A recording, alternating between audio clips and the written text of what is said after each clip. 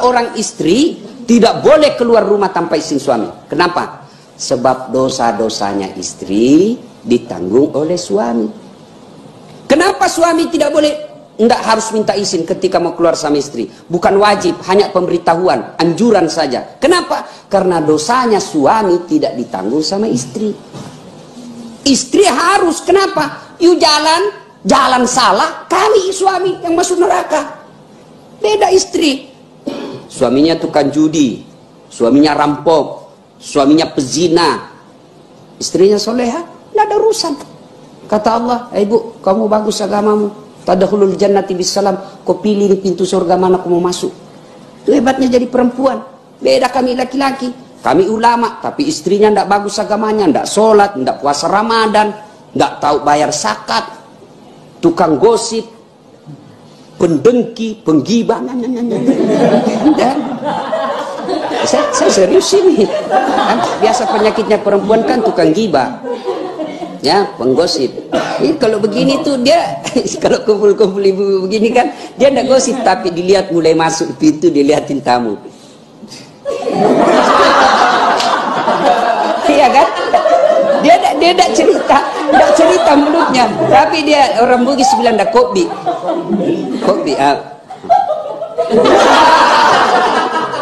itu penyakitnya kan. Nah, kalau istri seperti ini, maka suami yang tanggung dosanya.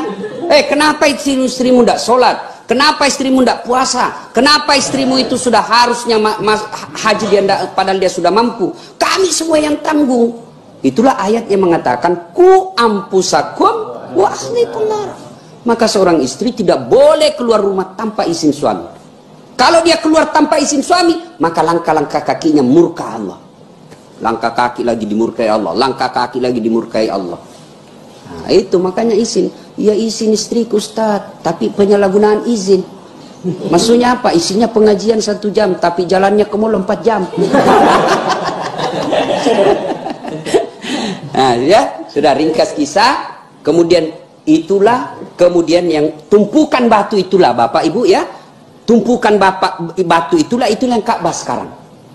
Nah, pergilah Ibrahim meninggalkan Ismail kecil balita waktu itu bersama Siti Hajar.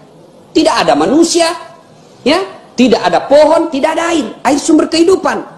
Menangislah Ismail kecil, kehausan. Lalu Siti Hajar tidak putus asa, dia tidak tinggal saja berdoa, tapi apa yang dilakukan? Dia mencari air. Ya, begitu anaknya kehausan, lari-lari Siti Hajar. Dia melihat Fata Morgana. Tahu adik-adik Fata Morgana kan? Tahu Pak ya? Itu kalau kita berdiri di aspal kan, di pinggir jalan kan seolah-olah ada air kan di situ. Seperti itulah Siti Hajar di padang pasir.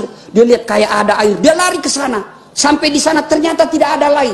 Lari lagi, tidak ada. Lari lagi, tidak ada. Itulah ritual haji sekarang, yaitu sa'i antara Safa dan Marwah.